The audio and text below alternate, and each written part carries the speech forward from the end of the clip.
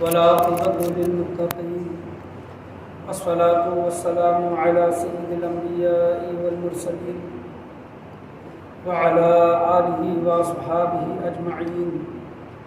أما بعد فأعوذ بالله من الشيطان الرجيم. بسم الله الرحمن الرحيم. إن الله يأمر بالعدل والإحسان. صدق الله ومولانا رسوله النبي الأمين المكين الكريم وعلى آله الشاهدين والشاكرين والحمد لله رب العالمين. آئیے ہمارا آپ مل کر سب سے پہلے غربت خضرا میں آرام فرمانے والے آقا حضور تاجدار مدینہ سرور وقلب وسینہ جناب احمد مجتبیٰ محمد مصطفیٰ صلی اللہ تعالیٰ علیہ وسلم کی بارگاہ گوہربار میں درود و سلام کا ہدیہ نثار کریں. پڑھیے بآواز بلند اللہم صلی علی محمد وعلی آل محمد وبارک صلی علیہ الصلاۃ والسلام علیک یا رسول اللہ صلی اللہ تعالیٰ علیہ وسلم. اور ایک مرتبہ بلند آواز سے نبی اور آل نبی کے بارگاہ میں جھوم جھوم کر درود و سلام کا ہدیہ نثار کریں. پڑھیے بآواز بلند اللہم صلی علی محمد وعلی آل محمد وبارک صلی علیہ الصلاۃ والسلام علیک یا رسول اللہ صلی اللہ تعالیٰ علیہ وسلم. الحمدللہ آج میری جو تقریر کا عنوان موضوع جو ہے فاروق اعظم رضی اللہ تعالیٰ عنہ حضرت عمر رضی اللہ تعالیٰ عنہ کا عدل و انصاف کیا تھا، اور قرآن مجید فرقان حمید میں اللہ تبارک و تعالیٰ عدل کے متعلق اور احسان کے متعلق کیا فرماتا ہے، یہی چیزیں آپ کے سامنے بیان کرنے کے لیے میں کھڑا ہوا ہوں. میں نے خطبے کے بعد قرآن مجید فرقان حمید کے آپ کے سامنے آیت پڑھی. اللہ تبارک و تعالیٰ قرآن مجید فرقان حمید میں ارشاد فرماتا ہے، اور یہ آیت کا یہ ٹکڑا جمعہ کے خطبے میں ثانی خطبے میں بھی پڑھا جاتا ہے کہ کیا ان اللہ یامر بالعدل والاحسان. اللہ تبارک و تعالیٰ قرآن مجید فرقان حمید میں ارشاد فرما رہا ہے بے شک اللہ انصاف اور احسان کرنے کا حکم دیتا ہے. کیا دیتا ہے؟ انصاف کرنے کا، عدل کرنے کا اور احسان کرنے کا اللہ تبارک و تعالیٰ حکم فرماتا ہے. یہ قرآن مجید فرقان حمید کی یہ آیت کا ایک ٹکڑا ہے. اللہ تبارک و تعالیٰ نے قرآن مجید فرقان حمید میں یہ ارشاد فرمایا ہے. اور جب کبھی انصاف کی بات آتی ہے اور جب کبھی عدل کی بات آتی ہے تو سب سے اوپر فہرست میں جس کا ہم نام دیکھتے ہیں وہ نام نامی اس میں گرامی حضرت سیدنا عمر رضی اللہ تعالیٰ فاروق اعظم جن کو لقب ملا ہے. فاروق اعظم کیا؟ فاروق کے معنی کیا؟ فرق کرنے والا، جھوٹ اور سچ میں فرق کرنے والا، اور ظلم و عدل میں کیا کرنے والا؟ فرق کرنے والا، اور لوگوں کو انصاف دلانے والا. یہ فاروق اعظم رضی اللہ تعالیٰ عنہ کو یہ لقب ملا ہے. اور دیکھیں کہ حضرت سیدنا فاروق اعظم رضی اللہ تعالیٰ عنہ کو جب یہ لقب ملا، یہ انصاف کا جب معاملہ آتا، عدل کا جب یہ معاملہ آتا تو انہوں نے لوگوں کے ساتھ عدل و انصاف کے ساتھ معاملہ انہوں نے بعد میں کیا، لیکن انہوں نے اپنی ذات کے ساتھ اپنے اوپر انہوں نے سب سے پہلے عدل و انصاف سے کام لیا. جب حضرت عمر رضی اللہ تعالیٰ عنہ حضرت ابو بکر رضی اللہ تعالیٰ عنہ کی خلافت کے بعد، وصال کے بعد حضرت عمر رضی اللہ تعالیٰ عنہ خلیفہ بنی تو سب سے پہلے صحابہ کرام کا مجمع تھا، اور حضرت عمر رضی اللہ تعالیٰ عنہ کھڑے ہو کر کہتے ہیں کہ اے لوگو، مجھے تم نے خلیفہ بنایا ہے، اگر میں راہ بھٹک جاؤں، راستے سے ہٹ جاؤں تو تم کیا کرو؟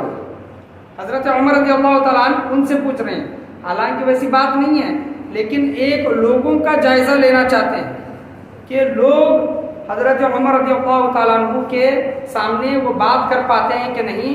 تو ان میں سے سب سے کمزور صحابی حضرت ابو ذر غفاری رضی اللہ تعالیٰ عنہ کھڑے ہو کر کہتے ہیں کہ اے عمر، اگر تو راستے سے بھٹک گیا، راستے سے ہٹ گیا، حق کے راستے سے ہٹ گیا تو ہم تجھے تلواروں سے سیدھا کریں گے، ہم تجھے تلوار سے سیدھا کریں گے. حضرت عمر رضی اللہ تعالیٰ عنہ ان کا جملہ سن کر بہت خوش ہوئے اور کہنے لگے کہ تم جیسے اگر لوگ ہوں گے تو عمر کبھی بھی راہ حق سے نہیں بھٹکے، صحیح راستے سے کبھی بھی نہیں بھٹکے. تو حضرت عمر رضی اللہ تعالیٰ عنہ نے پہلے اپنی ذات پر عدل و انصاف انہوں نے کیا ہے. عدل کا معاملہ جب ہوتا ہے نا کہ ہمارے قریبی کا اگر قریبی کوئی ہے تو ہم اس کے ساتھ پیار و محبت سے رہتے ہیں، اور اگر کوئی دور کا ہے تو اس کے ساتھ عدل و انصاف کا معاملہ ہم کرتے ہیں. لیکن حضرت عمر رضی اللہ تعالیٰ عنہ کا معاملہ ایسے نہیں تھا. سامنے کوئی بھی شخصیت ہو، امیر ہے، غریب ہے، مرد ہے، عورت ہے، چاہے بادشاہی کیوں نہ ہو، حضرت عمر رضی اللہ تعالیٰ عنہ فیصلہ لینے میں کبھی بھی نہیں چکا کرتے تھے. اسی وجہ سے حضرت عمر رضی اللہ تعالیٰ عنہ کو فاروق اعظم، فاروق کا لقب ملا کہ یہ فرق کرتے ہیں. کیا کرتے ہیں؟ فرق کرتے ہیں. تو اللہ تبارک و تعالیٰ اور اس کے حبیب کریم صلی اللہ تعالیٰ علیہ وسلم نے حضرت سیدنا عمر رضی اللہ تعالیٰ عنہ کو اتنا بڑا مقام و مرتبہ عطا فرمایا. تو ان کی شان میں شاعر کہتا ہے کہ لو مدینے کی تجلی سے ہم لگائے ہوئے ہیں، لو مدینے کی تجلی سے ہم لگائے ہوئے ہیں، دل کو ہم مطلع انوار بنائے ہوئے ہیں. نام آنے سے ابو بکر و عمر کا لب پر، نام آنے سے ابو بکر عمر کا لب پر کیوں بگڑتا ہے یہ پہلو میں سلائے ہوئے ہیں. سبحان اللہ. کیوں بگڑتا ہے حضرت عمر کا، حضرت ابو بکر صدیق رضی اللہ تعالیٰ عنہ کا جب نام لب پر آتا ہے تو کیوں بگڑتا ہے یہ پہلو میں سلائے ہوئے ہیں. کہ شیخین کریمین کے متعلق، شیخین کن کو بولا جاتا ہے؟ حضرت ابو بکر و عمر کو بولا جاتا ہے. شیخین کریمین کے متعلق اتنی بڑی فضیلت آئی ہے کہ حضرت مولا کائنات اور دیگر صحابہ کرام بیان کرتے ہیں کہ ہم بارہا دیکھتے تھے اور حضور صلی اللہ تعالیٰ علیہ وسلم کا معاملہ دیکھتے تھے کہ میں اور ابو بکر، حضور صلی اللہ تعالیٰ علیہ وسلم کیا کہتے تھے؟ میں اور ابو بکر آئے، ابو بکر و عمر آئے، میں ابو بکر و عمر گئے. یہ ہمیشہ یہ جملے سنا کرتے تھے. اور حضور صلی اللہ تعالیٰ علیہ وسلم نے اپنا وزیر ان کو کہا ہے، حضرت ابو بکر و عمر رضی اللہ تعالیٰ عنہ کو. اور ان کا مقام و مرتبہ اتنا بڑا ہے کہ دیکھیں کہ دنیا کی زندگی، ظاہری زندگی میں بھی یہ زندگی بھر، عمر بھر حضور صلی اللہ تعالیٰ علیہ وسلم کے ساتھ میں رہے حضرت ابو بکر و عمر. اور ظاہری وصال کے بعد بھی، یعنی اس دنیا سے چلے جانے کے بعد بھی ان کے قبر مبارک حضور صلی اللہ تعالیٰ علیہ وسلم کے آزو بازو میں ہیں. کہا جاتا ہے کہ سب سے پہلے حضور صلی اللہ تعالیٰ علیہ وسلم اپنے قبر انور سے اٹھیں گے قیامت کے دن، اور ان کے ساتھ جو ہستیاں اٹھیں گی وہ حضرت ابو بکر و عمر اٹھیں گے، حضرت ابو بکر و عمر اٹھیں گے. تو شاعر کہتا ہے کہ نام آنے سے ابو بکر عمر کا لب پر کیوں بگڑتا ہے یہ پہلو میں سلائے ہوئے ہیں. ان کو دنیا کی زندگی میں بھی بڑا مقام و مرتبہ ملا اور آخرت کی زندگی میں بھی ان کو بڑا مقام و مرتبہ حاصل ہے. حضرت عمر فاروق رضی اللہ تعالیٰ عنہ اپنی ذات کے ساتھ کس طرح عدل و انصاف کے ساتھ کام لیتے تھے. دیکھیں کہ حضرت عمر رضی اللہ تعالیٰ عنہ ایک مرتبہ خطبہ دینے کے لیے مسجد میں آئے اور آپ خطبہ شروع ہی کرنے والے تھے تو ایک شخص کھڑا ہوا. حضرت عمر رضی اللہ تعالیٰ عنہ کی بارگاہ میں ایک شخص کھڑا ہوا اور کہنے لگا کہ اے عمر، ہم آپ کا خطبہ بعد میں سنیں گے، ہم آپ کا خطبہ بعد میں سنیں گے. پہلے یہ بتائیں کہ ہر انسان کو مال غنیمت میں، جنگ میں جو کچھ بھی مال ملا تھا اس میں کپڑے بھی ملے. کپڑے میں ہر ایک انسان کو ایک ایک چادر ملی تھی، کپڑے کی چادر. تو وہ پوچھتے ہیں کہ وہ چادر ہر ایک انسان کو اتنی ملی تھی کہ اس میں کرتا نہیں بن سکتا، لیکن ہم دیکھ رہے ہیں کہ آپ کا کرتا بنا ہے، یعنی آپ کو کپڑا زیادہ ملا ہے. اے عمر آپ بتائیں آپ کو یہ کپڑا زیادہ کیسے ملا؟ کوئی کہہ سکتا ہے؟ حضرت عمر رضی اللہ تعالیٰ عنہ کے سامنے کھڑے ہو کر حضرت عمر رضی اللہ تعالیٰ عنہ حق بولتے بھی تھے اور حق کو سنتے بھی تھے. یعنی سن کر اس پر غصہ ہونا، ناراض ہونا ایسی بات نہیں، حق بولنے والے بھی تھے، حق کو سننے والے بھی تھے. تو حضرت عمر رضی اللہ تعالیٰ عنہ نے اس شخص کا جب یہ سوال سنا تو انہوں نے کہا کہ یہ جواب میں نہیں، میرا بیٹا دے. تو ان کے بیٹے وہاں پر موجود تھے، حضرت عبداللہ. وہ کھڑے ہوتے ہیں کہ آپ نے سچ فرمایا. وہ کہتے ہیں اس انسان سے، حضرت عبداللہ، کہ آپ نے سچ فرمایا کہ ہر ایک انسان کے حصے میں ایک چادر آئی. میرے بھی حصے میں ایک چادر آئی تھی، چادر کا کپڑا، اور میرے ابا کے حصے میں بھی ایک کپڑے کی چادر آئی تھی اس سے کرتا نہیں ہو سکتا تھا، اس وجہ سے میں نے اپنا کپڑا اپنے ابا جان کو دیا ہے، میں نے اپنا کپڑا ابا جان کو دیا ہے، دونوں کپڑے ملا کر میرے ابا جان نے اس کا کرتا بنایا۔ تو بتانے کا یہاں پر مقصد حاصل کلام یہ ہے کہ خلیفہ ہیں، مسلمانوں کے خلیفہ ہیں، مومنین کے خلیفہ ہیں، ان کے سامنے کھڑے ہو کر ایک شخص سوال کرتا ہے، اس شخص کے سوال پر حضرت عمر ناراض نہیں ہوتے، بلکہ یہ جانتے ہیں یہ کہ جو بات کہہ رہا ہے یا پھر پوچھ رہا ہے یا پھر اس کا جو کچھ بھی سوال ہے وہ حق ہے۔ کسی کے بھی دماغ میں آ سکتا ہے کہ ہم کو کپڑا کم اور آپ کو کپڑا زیادہ، تو یہ کیسے؟ تو انہوں نے اپنے بیٹے کے ذریعے وہ جواب دلوایا کہ ان کے بیٹے کا کپڑا اور ان کا کپڑا مل کر انہوں نے کرتا سلا تھا۔ تو اس وجہ سے حضرت عمر رضی اللہ تعالیٰ عنہ نے پوری دنیا میں، پوری زمین پر عدل و انصاف کے ساتھ بھر دیا زمین۔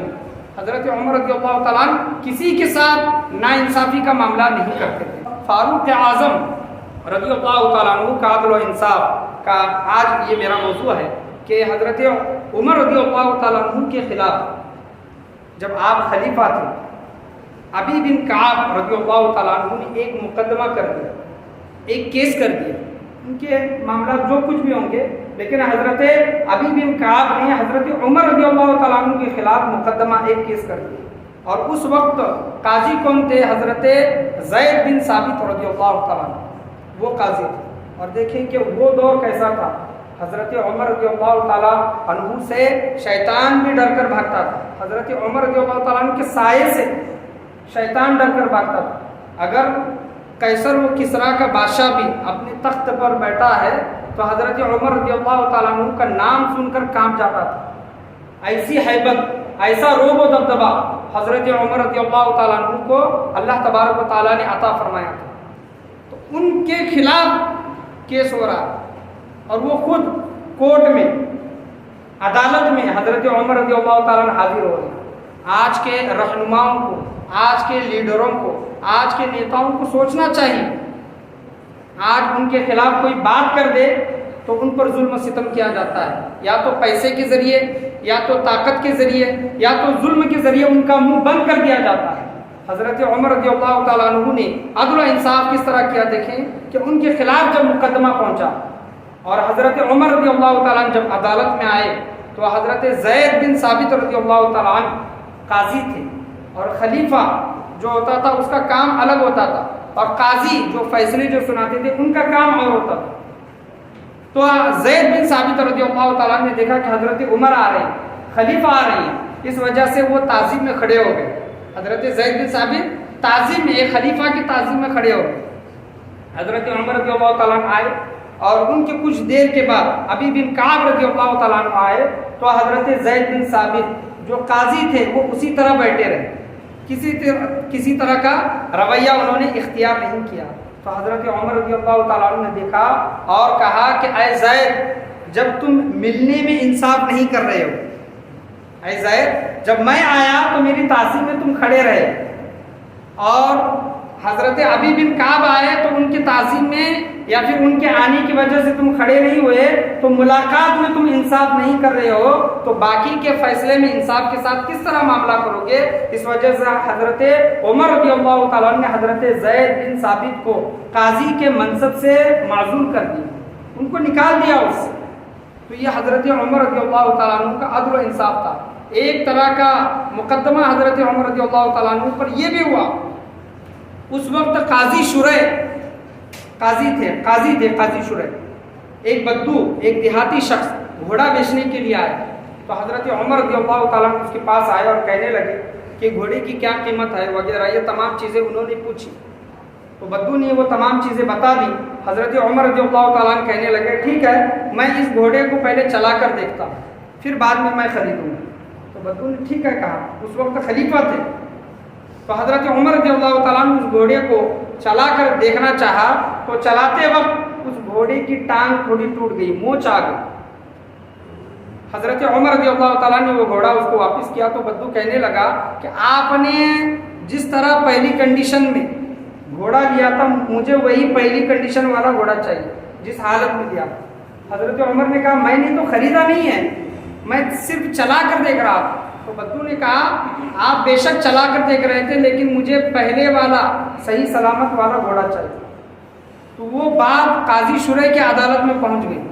حضرت قاضی شریح رضی اللہ تعالیٰ عنہ کی بارگاہ میں جب یہ عدالت میں جب معاملہ پہنچا تو حضرت قاضی شریح نے حضرت عمر رضی اللہ تعالیٰ عنہ کے حق میں یہ فیصلہ دیا، اس بدو کے حق میں یہ فیصلہ دیا کہ آئے امیر المؤمنین، بے شک آپ خلیفہ ہیں، لیکن آپ کو یہ گھوڑا خریدنا پڑے گا، آپ کو یہ گھوڑا خریدنا پڑے گا یا پھر اس کی قیمت آپ کو دینی پڑے گی، اور اے امیر المؤمنین یہ شخص آپ کی وجہ سے مشکل میں پڑا ہے، کچھ دیر کے لیے پریشان ہوا ہے، تو اضافاً اور آپ کچھ اس کو ہدیہ و تحفہ آپ کو دینا پڑے گا، کھانے پینے وغیرہ کا سامان دینا پڑے گا جب تک وہ اپنی منزل کو نہیں پہنچ جاتا، کیونکہ اسی گھوڑے پر وہ آیا تھا۔ تو حضرت عمر رضی اللہ تعالیٰ عنہ قاضی شریح کے اس فیصلے پر بہت خوش ہوئے اور کہنے لگے کہ میں تمہارے اس فیصلے پر بہت خوش ہوں، اسی طرح کا فیصلہ کرنا چاہیے۔ تو حضرت عمر رضی اللہ تعالیٰ عنہ نے اپنی ذات کے ساتھ سب سے پہلے عدل و انصاف کیا ہے۔ کسی اور لوگوں کے جب معاملات آتے تھے تو حضرت عمر رضی اللہ تعالیٰ عنہ یہ نہیں دیکھتے تھے کہ امیر ہے، غریب ہے، چھوٹا ہے، بڑا ہے، مرد ہے، عورت ہے، بلکہ شریعت کے حساب سے حضرت عمر رضی اللہ تعالیٰ عنہ فیصلے کیا کرتے تھے۔ مصر کا ایک گورنر کا بیٹا اور ایک مصر کا غریب آدمی تھا، دونوں بچوں میں، دونوں لڑکوں میں ایک ریس لگی، ایک دوڑ لگی، گھوڑے کی دوڑ، اور وہ غریب کا مصری جو غریب جو آدمی تھا، وہ غریب کا لڑکا اس گھوڑے کی دوڑ میں آگے چلا گیا، پہلا آیا۔ تو گورنر کا جو بیٹا تھا اس کو دیکھ کر غصہ آیا اور اس غریب انسان کو اس نے کوڑے مارے، اور کوڑے یہ کہہ کر مارے کہ یہ تمہاری آگے جانے کی سزا ہے، یعنی گورنر کے بیٹے سے تم آگے گئے، دوڑ میں آگے گئے، اس وجہ سے تمہیں یہ سزا دی جاتی ہے۔ وہ غریب انسان کسی کے پاس نہیں گیا، مصر سے نکلا، سیدھے حضرت عمر رضی اللہ تعالیٰ عنہ کی بارگاہ میں آیا، مدینہ منورہ پہنچا، اور یہ تمام معاملہ حضرت عمر رضی اللہ تعالیٰ عنہ کی بارگاہ میں انہوں نے پیش کیا۔ تو حضرت عمر رضی اللہ تعالیٰ عنہ اس وقت خلیفہ تھے، فوراً انہوں نے خط لکھا مصر کے گورنر کے نام کہ تم اور تمہارا بیٹا خط ملنے کے ساتھ ہی مدینہ منورہ آ جاؤ، مدینہ منورہ آ جاؤ۔ گورنر اور اس کا بیٹا جب حضرت عمر رضی اللہ تعالیٰ عنہ کی بارگاہ میں پہنچے، مصر کا غریب انسان اور اس کا بیٹا بھی وہاں پر موجود تھے، تو حضرت عمر رضی اللہ تعالیٰ عنہ نے اس غریب کے بیٹے کو کہا، کوڑا دے کر، درہ دے کر کہا کہ تم اس کو اتنے کوڑے مارو جتنے کوڑے اس نے تمہیں مارے، یعنی گورنر کے بیٹے نے تمہیں جتنے کوڑے مارے تھے تم بھی اس کو اتنے کوڑے لگاؤ، اور اس کے باپ کے سامنے، گورنر کے سامنے اس کو کوڑے لگاؤ۔ کنز العمال کا یہ واقعہ ہے۔ تو اس غریب کے بیٹے نے اس گورنر کے بیٹے کو خوب کوڑے مارے۔ حضرت عمر آگے کہتے ہیں کہ اس کے بیٹے کے ساتھ ساتھ اس گورنر کو بھی کوڑے مارو، کیونکہ اس گورنر کی وجہ سے اس کے بیٹے کے دل میں خیال آیا کہ میں بڑے کا بیٹا ہوں، گورنر کا بیٹا ہوں، اس وجہ سے اس کے باپ کو بھی کوڑے مار۔ تو وہ غریب انسان کہنے لگا کہ میرے پر ظلم و ستم اس گورنر کے بیٹے نے کیا تھا، اس کی کوئی خطا نہیں ہے، اس وجہ سے میں اس سے بدلہ نہیں لوں گا۔ تو حضرت عمر رضی اللہ تعالیٰ عنہ اس گورنر اور اس گورنر کے بیٹے سے کہتے ہیں کہ ان کی ماں نے ان کو پیدا کرتے وقت آزاد پیدا کیا تھا، تم ان کو غلام بنانے والے کون ہو؟ حضرت عمر رضی اللہ تعالیٰ عنہ کو اس وقت کا جملہ گورنر اور گورنر کے بیٹے کو کہ ان کی ماں نے ان کو آزاد جنا ہے، آزاد پیدا کیا ہے، تم اس کو غلام بنانے والے، تم ان پر ظلم و ستم کرنے والے کون ہو؟ آج کا کوئی بڑا انسان کوئی خطا کرتا ہے، کوئی گناہ کرتا ہے، تو اپنے ان گناہوں کو یا تو اپنے طاقت کے بلبوتے پر یا تو اپنے پیسوں کے دم پر غریب لوگوں کو دبانا چاہتا ہے۔ یاد رکھے ایک عدالت اللہ تبارک و تعالیٰ کی بھی عدالت، وہاں پر فیصلے ہوں گے، لیکن حضرت عمر رضی اللہ تعالیٰ عنہ نے ایسا عدل و انصاف کے ساتھ کام کیا ہے کہ اسلام کا بول بالا ہو گیا، اسلام کا ہر طرف نام پھیل گیا کہ حضرت عمر رضی اللہ تعالیٰ عنہ غریب امیر چھوٹا بڑا مرد عورت کسی کو نہیں دیکھتے، بلکہ ہر ایک کے ساتھ عدل و انصاف کے ساتھ کام لیتے ہیں، جیسا کہ اللہ تبارک و تعالیٰ نے قرآن مجید فرقان حمید میں ارشاد فرمایا ہے ان اللہ یامر بالعدل والاحسان، بے شک اللہ انصاف اور احسان کرنے کا حکم فرماتا ہے، انصاف اور احسان کرنے کا حکم فرماتا ہے۔ حضرت عمر رضی اللہ تعالیٰ دیکھیں، اور آج کے جو ہمارے قوم کے جو رہبر ہیں، قوم کے جو لیڈر ہیں، قوم کے جو نیتا ہیں، سوچیں حضرت عمر رضی اللہ تعالیٰ عنہ کی سیرت کو پڑھیں، اتنے بڑے امیر، اتنے بڑے خلیفہ اور اتنی پاور ہونے کے باوجود بھی اللہ کا خوف ان کے دل میں کیسے تھا، اللہ کا ڈر ان کے دل میں کیسے تھا۔ کوئی کچھ بھی بات کرتا تو یہ کہتے کہ اللہ کو میں کیا منہ دکھاؤں گا، اللہ کی بارگاہ میں کیا عذر پیش کروں گا۔ تو اس وجہ سے حضرت عمر رضی اللہ تعالیٰ عنہ ہر فیصلے میں عدل و انصاف کے ساتھ کام لیتے تھے۔ حضرت عمر رضی اللہ تعالیٰ عنہ مدینہ منورہ کے باہر دورے کے لیے نکلے، لوگوں کی خیر خواہی دیکھنے کے لیے نکلے۔ مدینہ منورہ کے باہر جب جاتے ہیں تو ایک جھوپڑی دکھائی دیتی ہے، وہاں پر کچھ بچے رو رہے ہیں جھوپڑی میں، اور ایک عورت ہے آنچ پر ہانڈی رکھ کر وہ ہانڈیاں پکا رہی ہے۔ حضرت عمر رضی اللہ تعالیٰ اس جھوپڑی میں داخل ہوتے ہیں، ان کے غلام، ان کے خدمتگار اسلم ساتھ میں حاضر تھے۔ تو حضرت عمر رضی اللہ تعالیٰ عنہ اس بوڑھی عورت سے کہتے ہیں کہ اے بہن یہ بچے کیوں روتے ہیں؟ تو اس بوڑھی عورت نے کہا کہ یہ بھوک کی وجہ سے رو رہے ہیں۔ حضرت عمر کہتے ہیں بھوک کی وجہ سے رو رہے ہیں تو جو کھانے چولہے پر جو پک رہا ہے اس کو کھلاتی کیوں نہیں؟ تو وہ عورت کہتی ہے کہ وہ ہانڈیوں میں پانی کے علاوہ صرف کنکر مٹی ہے، پتھر ہے، بچوں کو دکھانے کے لیے رکھا ہے، اس وجہ سے رکھا ہے کہ بچوں کو یہ لگے کہ کھانا پک رہا ہے اور بچے اسی انتظار میں روتے روتے سو جائیں۔ ہوتا ہے نا بچوں کا معاملہ کہ روتے روتے وہیں پر سو جاتے ہیں، تو بھوک کی شدت اور اس کے انتظار میں روتے روتے سو جائیں گے، اس وجہ سے بچوں کو دلاسا دینے کے لیے میں یہ ہانڈیاں رکھی ہوں، اناج کچھ نہیں ہے۔ اور وہ عورت ایک جملہ کہتی ہے، آج کے حکمرانوں کو سوچنا چاہیے کہ قیامت کے دن ہر غریب، ہر امیر کا اس کا دامن پکڑے گا اللہ کی بارگاہ میں، اس کا ہاتھ پکڑ کر انصاف کی طلب کرے گا ہر انسان۔ تو وہ عورت کہتی ہے کہ اللہ تبارک و تعالی ہمارے اور عمر رضی اللہ تعالیٰ عنہ کے بیچ میں فیصلہ فرمائے گا، ہمارے اور عمر کے بیچ میں۔ وہ جانتی نہیں تھی کہ حضرت عمر ہے، یعنی حضرت عمر جب کبھی نکلتے تو اپنے خدمتگار فوج لے کر نہیں نکلتے، ایسی سادہ زندگی، صرف ایک غلام ساتھ ہوتا تھا۔ حضرت عمر رضی اللہ تعالیٰ عنہ کا یہ معاملہ، اور ہر خلیفہ جتنے بھی خلفائے راشدین گزرے ان کا یہ معاملہ۔ تو حضرت عمر کہتے ہیں اس جملے پر، وہ کہتی ہے نا کہ میرے اور عمر کے درمیان اللہ فیصلہ کرے گا۔ تو حضرت عمر کہتے ہیں کہ اے بوڑھی خاتون، عمر کو کیا پتا، عمر کو کیا معلوم کہ تم اس حال میں ہو، عمر کو اس کی خبر نہیں ہے۔ تو بوڑھی خاتون کہتی ہے کہ اگر غریبوں کا حال اس کو پتہ نہیں ہے تو خلیفہ کیوں بنتا ہے، رعایا کا لیڈر کیوں بنتا ہے، خلیفہ کیوں بنتا ہے، خلافت کو اس نے قبول کیوں کیا؟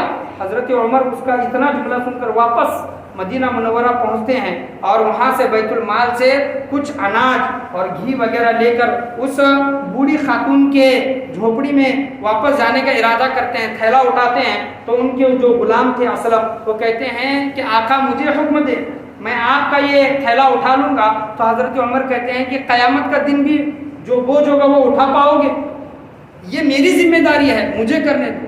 حضرت عمر رضی اللہ تعالیٰ عنہ فوراً اس جھوپڑی میں جاتے ہیں اور اپنے خود ہاتھوں سے کھانا پکا کر حضرت عمر رضی اللہ تعالیٰ عنہ ان بھوکے بچوں کو کھانا کھلاتے ہیں۔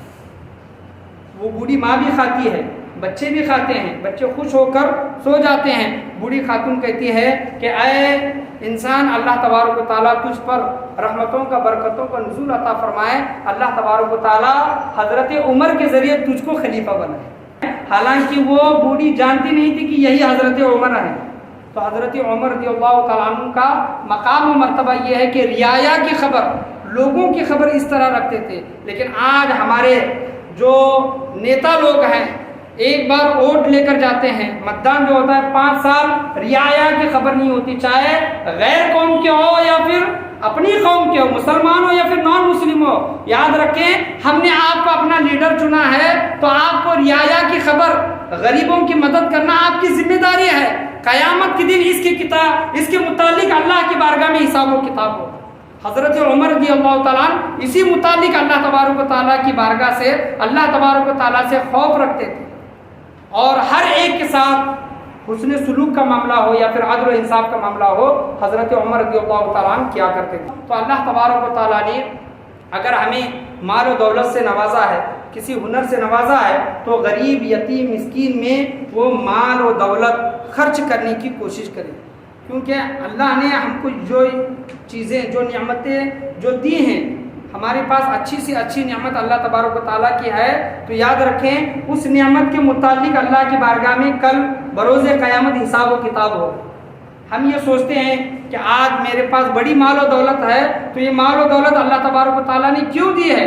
قیامت کے دن اس کے متعلق حساب و کتاب ہوگا۔ بیت المقدس جب مسلمانوں نے فتح کیا ملک شام، بیت المقدس حضرت خالد بن ولید اور عبیدہ بن جراح رضی اللہ تعالیٰ وہاں پر موجود تھے بیت المقدس، اور یہ عیسائیوں کے، کرسچنوں کے قبضے میں تھا بیت المقدس۔ بیت المقدس حضرت عمر رضی اللہ تعالیٰ کے دور میں فتح ہوا بیت المقدس، اور حضرت سلطان صلاح الدین ایوبی رضی اللہ تعالیٰ ان کے دور میں 2 مرتبہ بیت المقدس فتح ہوا ہے۔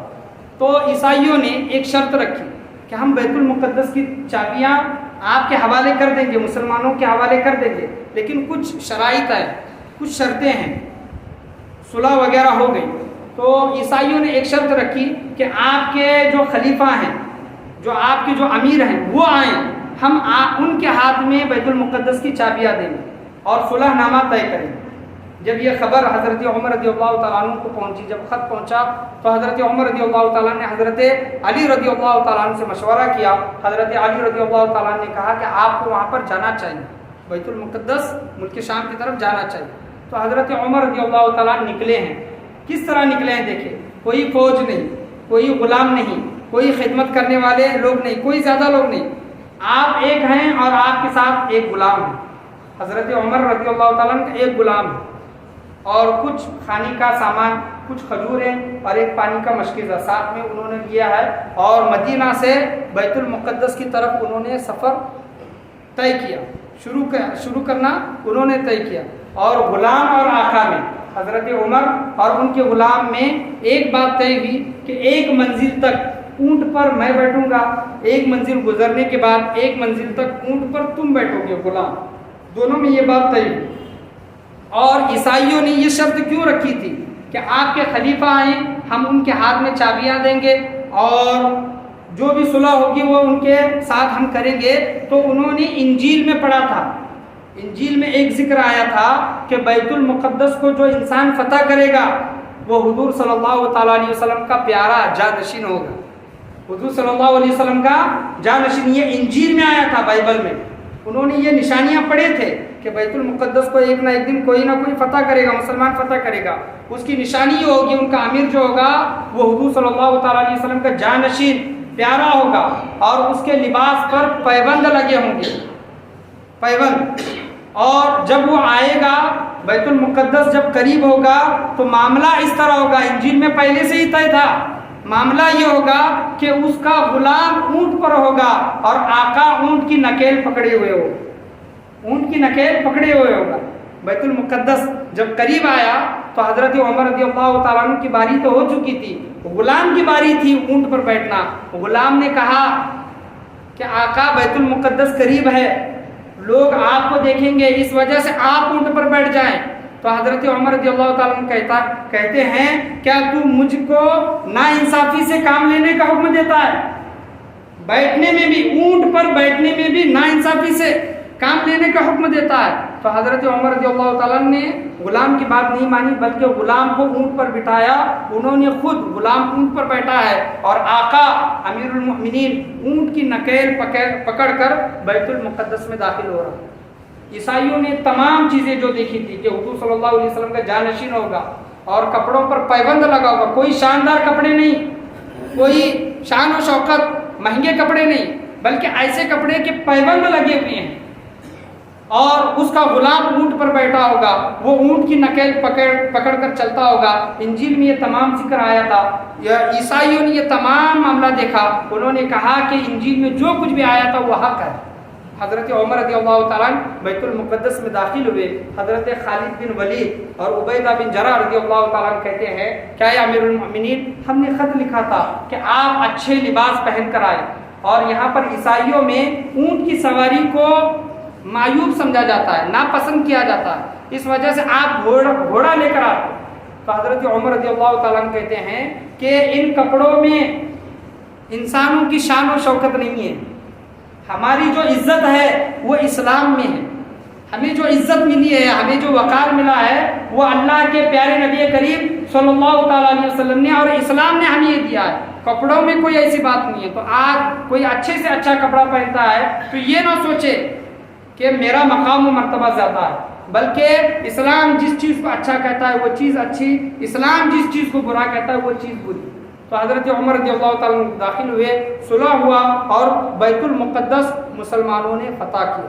تو یہ حضرت عمر رضی اللہ تعالیٰ عنہ کا مقام و مرتبہ تھا کہ انہوں نے دوسروں کے ساتھ جو بھی عدل و انصاف کے ساتھ کام کرنا تھا انہوں نے وہ کیا، 100% کیا، اسی وجہ سے ان کو فاروق اعظم کا لقب ملا۔